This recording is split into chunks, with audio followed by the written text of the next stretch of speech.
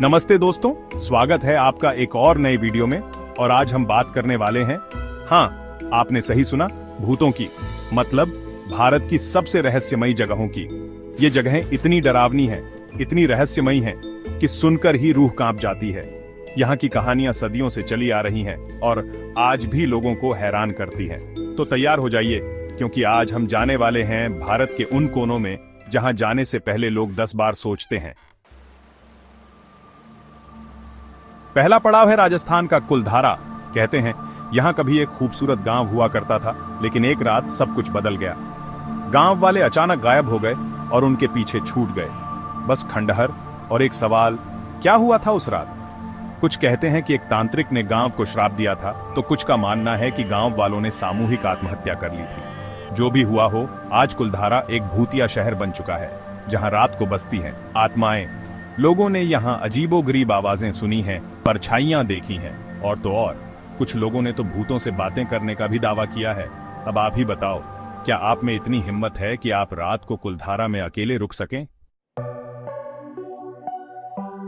अगला पड़ाव है भानगढ़ का किला, जो अपनी खूबसूरती से ज्यादा अपने भूतों के लिए मशहूर है। कहते हैं इस किले पर एक तांत्रिक का श्राप है, जिसकी वजह से यहाँ कोई भी रात को नहीं रुक सकता। सूरज ढलते ही किले में शुरू हो जाती हैं अजीबोगरीब घटनाएं।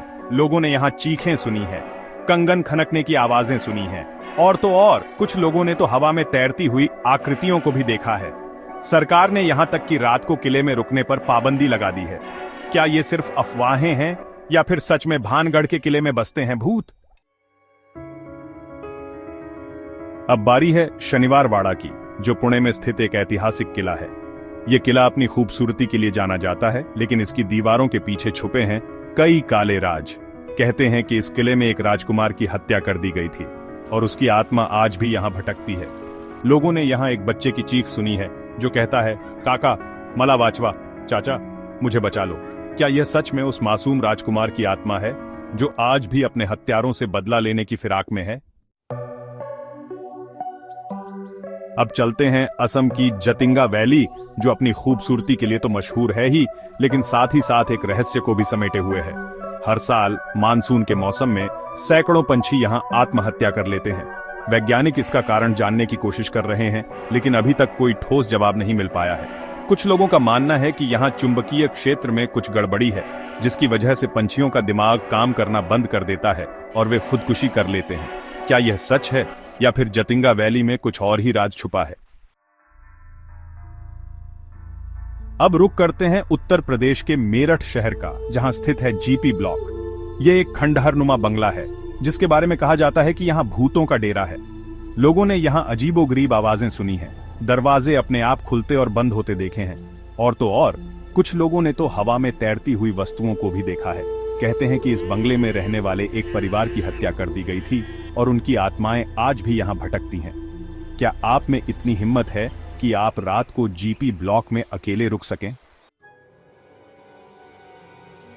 शनिवार वाड़ा के गलियारों में गूंजती है एक और दिल दहला देने वाली कहानी।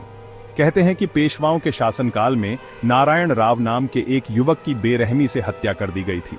षड्यंत्र का शिकार हुए नारायण राव की चीखें आज भी शनिवार वाड़ा में गूंजती हैं।